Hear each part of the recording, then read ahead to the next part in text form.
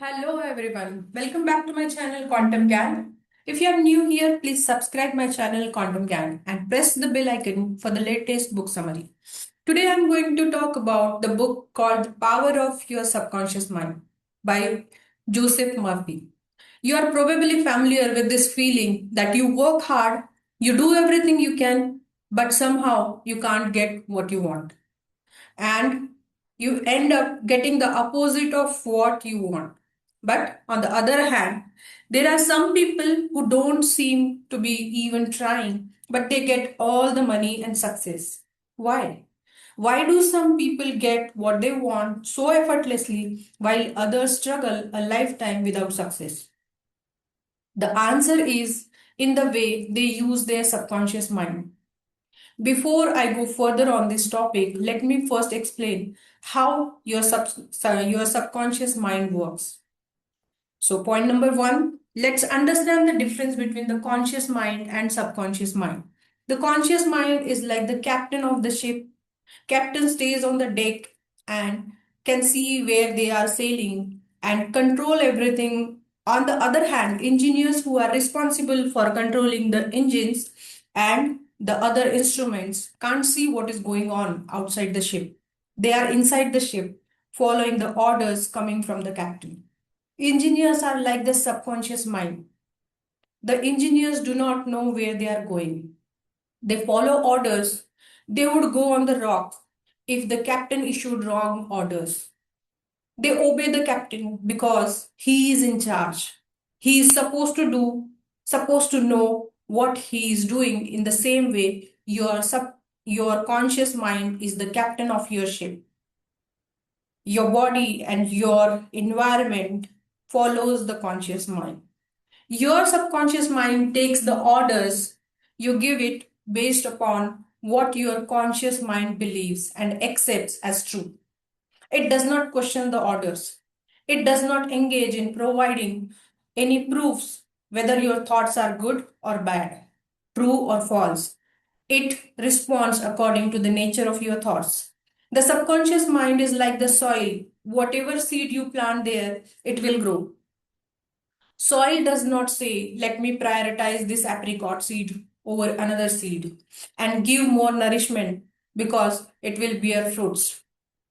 Whatever you plant there without differentiating what seed you have planted in your subconscious mind also doesn't understand. It also doesn't understand a joke. It takes you at your words.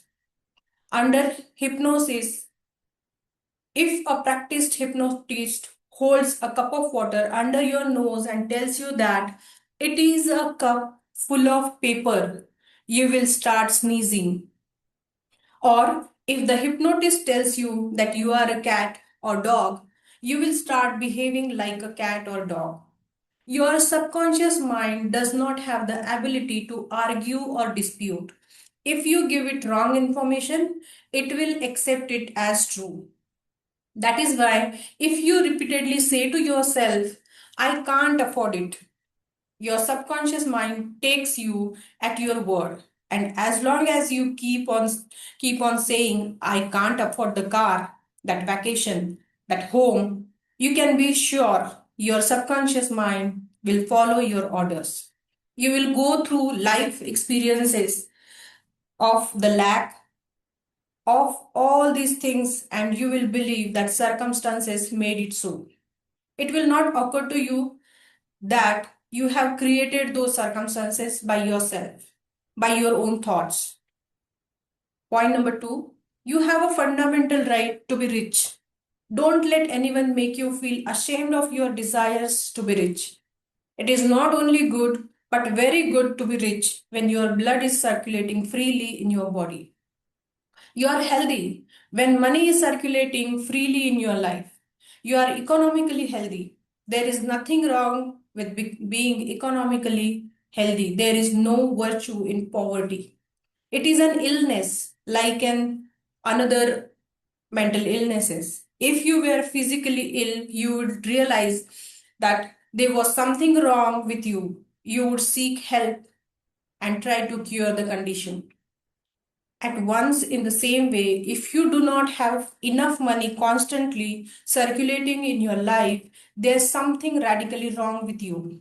But have you ever thought about what is wrong with you and why you can't get what you want? For many people, there are three key reasons.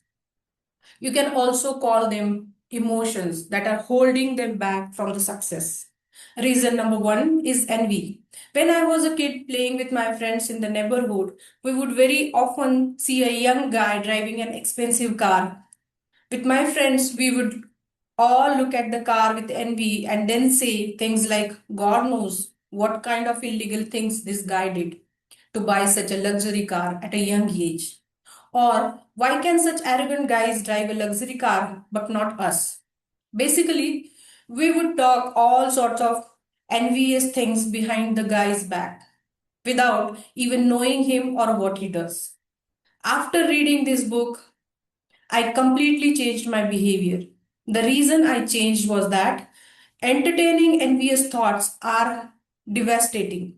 It places you in a negative position, therefore, wealth flows away from you instead of coming to you. If you get annoyed or irritated by the prosperity or great wealth of another person, then you have pushed wealth away from you. Remember that you lose what you condemn.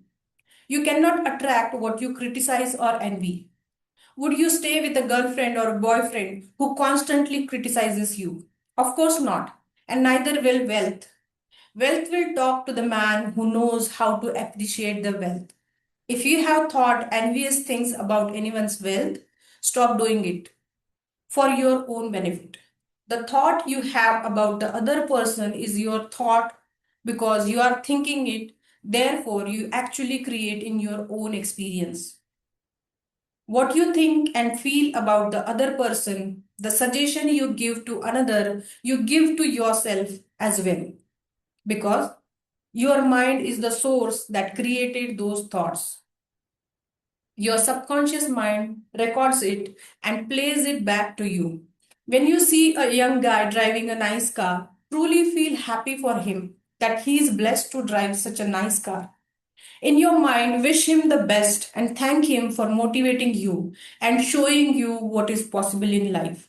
Say to yourself, if he can do it, then I can do it too.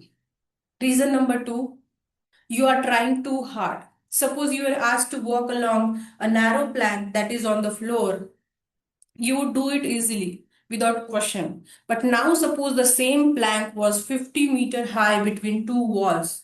Would you still do it? Probably not. Your desire to walk the length of the plank would come into conflict with your imagination.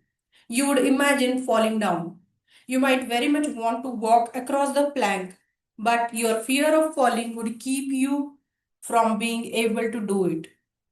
The more effort you put into conquering your imagination, the greater strength is given to the idea of falling. The thought, I will use my willpower to overcome my failure, leads to a failure.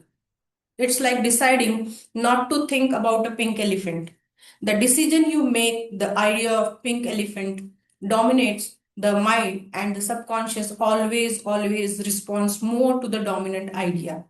And since most of the time the dominant idea is failure, that is exactly what ends up happening. So, what is the source of the problem here? The problem is that you are trying too hard, so never try to force the subconscious mind to accept your idea by using willpower. Such attempts are doomed to failure. You will get the opposite of what you want. The effortless way is better. You are probably familiar with the situation. You go to an exam and you feel as you know it well. But when you face an exam paper, your mind goes blank. All your knowledge of the subject has suddenly disappeared. You can't recall a single relevant thought. The harder you try, the further the knowledge seems to run away. When you leave the exam room, the mental pressure eases, and suddenly the answer you were hunting for so desperately a few minutes ago flow back into your mind. The mistake you made was to try to force yourself to remember. So, what is the solution then? Relaxation. Don't push yourself so hard to find the solution or look hard for ways to reach your goal. Just know that the end result will look like and feel the happiness you would feel if you achieved that goal. Feeling and imagination are the most important factors of the subconscious mind. Your new idea must be felt in a finished state. If you do that, then your subconscious mind will work hard to find ways to reach your goal. You will start getting new ideas, you will start meeting new people and seeing new solutions. It's super important to be open to new solutions at this time. Sometimes we are so fixated on how the end solution should look like that we don't see the perfect solution presented by the subconscious mind. For example, you have a financial goal to reach. You want to make a certain amount of money by the certain date. So you visualize your goal and imagine how great you would feel when you earn that much money. For a while you can think that you will make that money through the YouTube channel or social media platform, so you will focus all your attention on the channel, but somehow you may not get any results. But on the other hand, you are getting great real estate deal at the same time. You are not planning to buy a property, but somehow you are being pushed towards real estate. For a while, you ignored it because you thought the best way to reach the goal was through the channel, and focusing on real estate would push you away from your goal.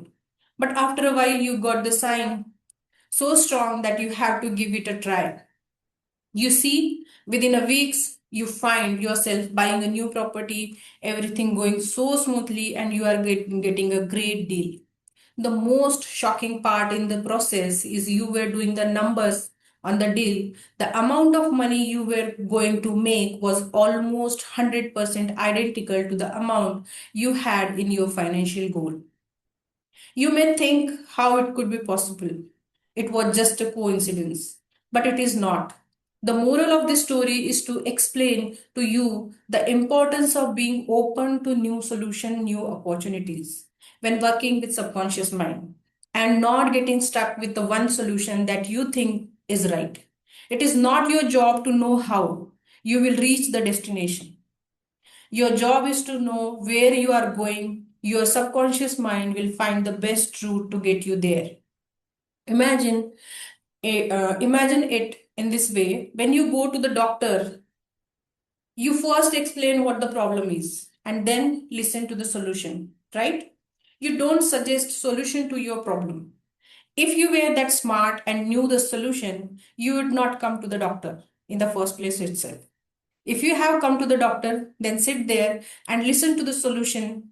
Finding the solution is doctor's job, not yours.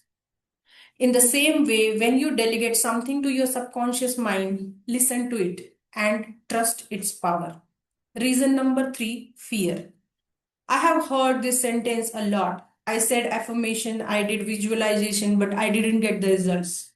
Well, it is because you probably indulged in fear thoughts.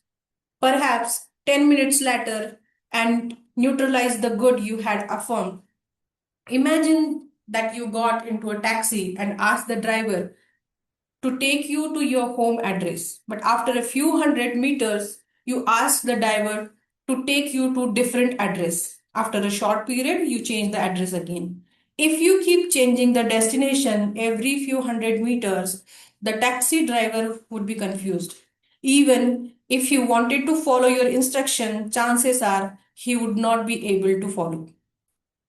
And you would end up in anybody's guess. It's the same when working with the enormous power of your subconscious mind. You must have a clear idea in your mind. You must arrive at the definite decision that there is a way out, a solution to the problem. The idea that realizes itself is the one to which we give the most concentrated attention. For example, if you have an exam or interview, most of the time you will probably think about a failure as a result.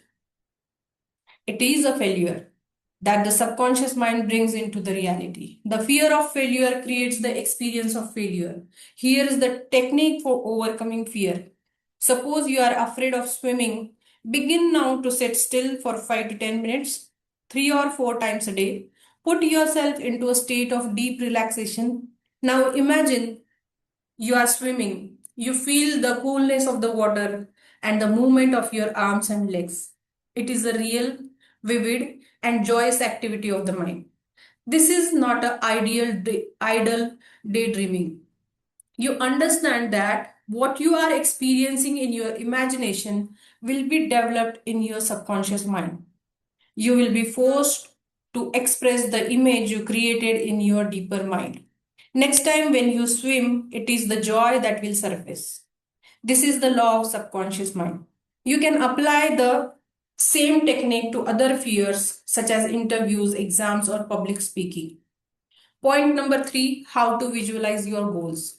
The easiest and most obvious way to visualize a goal is to see it in your mind's eye as vividly as if it is alive now. You might ask, is it possible to see things that don't yet exist? And the answer is yes, of course. We can see things way before they exist. This is how the computer or the phone you are using right now came into existence. Someone saw it before it existed. You have probably heard the saying, don't count your chickens before they hatch well. Guess what? We humans can count our chickens way before they hatch. Architects do this all the time. They see the building in its complete form before it even existed. It may be ugly or beautiful building, but it is being first created as a visualization. So it is possible to see things before they exist. In fact, it would be foolish to start something without visualizing and seeing it first in your mind's eye. For example, imagine you see a man building something and ask him what he is building. And he replies, I have no idea what I am building. I'm just putting the bricks on top of each other and hoping it will turn out to be something nice.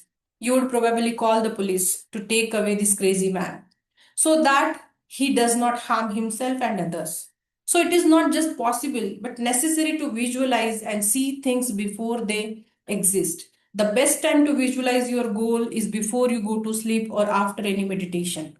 The reason is that when you are in a relaxed and sleepy state, the conflict between the conscious mind and the subconscious mind is reduced, which means the subconscious mind has an easier time to work on your goals. Another benefit of visualization before sleep is that you give a task to your subconscious to work on while you sleep. Many people think that you get tired during the day and you go to sleep to rest the body, but nothing rests in sleep. Your heart, lungs, and all your vital organs functions while you are sleeping. If you eat prior to sleep, the food is digested. Your nails and hair continue to grow. In the same way, your subconscious mind never rests or sleeps. It is always active, controlling all your vital forces. You spend one third of your entire life in sleep, and many answers to your problems come to us when we are asleep. Many famous people have understood this and have used it very effectively to find solution to the problems they are facing. Nikola Tesla and Albert Einstein are just a few of many examples. Point number four, how to receive guidance from your subconscious mind. When you have to make a difficult decision or when you fail to see the solution to your problem, begin at once to think constructively about it. If you are fearful and worried, you are not really thinking true. Thinking is free from fear. Here is a simple technique you can use to receive guidance on any subject. Quiet the mind and still the body. Tell the body to relax. Focus your thoughts on the solution to your problem. Try to solve it with your conscious mind. Think about how happy you would be about the perfect solution. Sense the feeling you would have if the perfect answer were yours. Now let your mind play with this mood of happiness in a relaxed way, then drop off to sleep. When you awaken, if you do not have the answer, get busy with something else. While you are preoccupied, it is possible that the answer will pop into your mind. You do not always get the answer overnight, so keep doing it. Believe that you will have the answer. Now feel the joy of the answer in the way you would feel if you had the perfect answer. Your subconscious will respond to your feelings. Guidance comes as a hunch, an inner awareness, a strong feeling that urges you to do certain things. Follow these feelings with faith and never doubt its power. In the book, there are several great examples showing how people use this technique to find an answer or solution to their problems. The simplest example was one that happened to the author himself. The author says he used this technique to find his lost ring. After several repetitions, one day he got a hunch that he should ask his neighbor Robert. It didn't make any sense since Robert was just a kid and there was no way that he would know where the ring was. Despite the hesitation, the author asked, and Robert said, "Oh, yes, I found it a few days ago and I put it on the table at home. Let me go home and bring it for you." Point number 5, how to use the subconscious mind for forgiveness. Life always forgives you. It forgives you when you cut your finger by healing the wound. When you burn your hand, it gives you new skin and tissues. Life holds no resentment against you. It always forgives you, but we can't do the same. We feel guilty for years for the things we did in the past. We keep blaming ourselves and feel terrible every time we remember what we did or said. We all have one or two things that we did in the past that we regret and can't forgive ourselves or others.